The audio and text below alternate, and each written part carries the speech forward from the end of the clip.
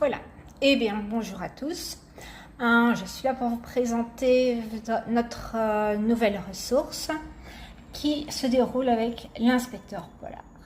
Pour les enfants, c'est une chasse aux énigmes. Nous, on sait très bien qu'on a caché des inférences derrière ces énigmes.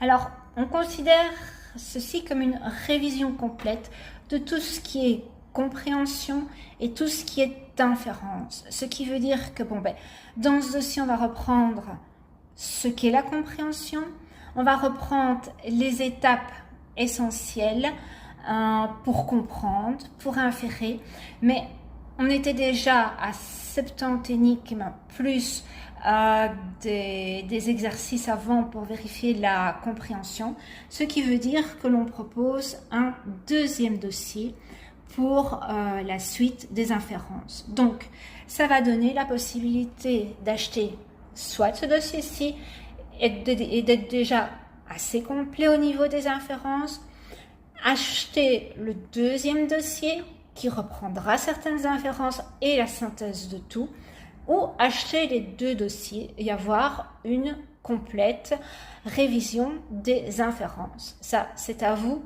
de choisir. Alors, dès la couverture, l'inspecteur polar pose directement les engagements à suivre pour travailler avec lui.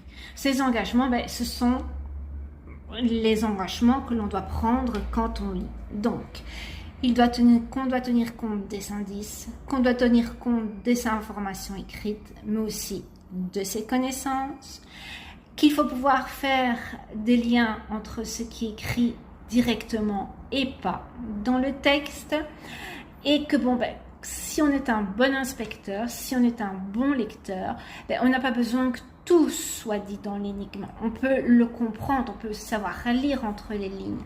Et il ne faut jamais oublier qu'on doit garder compte des informations qui sont au début du texte parce que elles ont leur importance aussi. Il n'y a pas que la fin du texte qui est importante.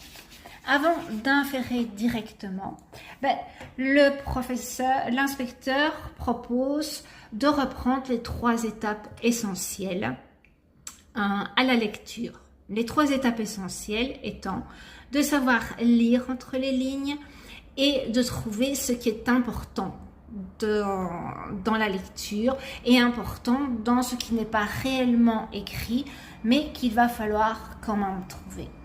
Sa deuxième étape, ça va être de bien faire comprendre aux enfants que ce qui est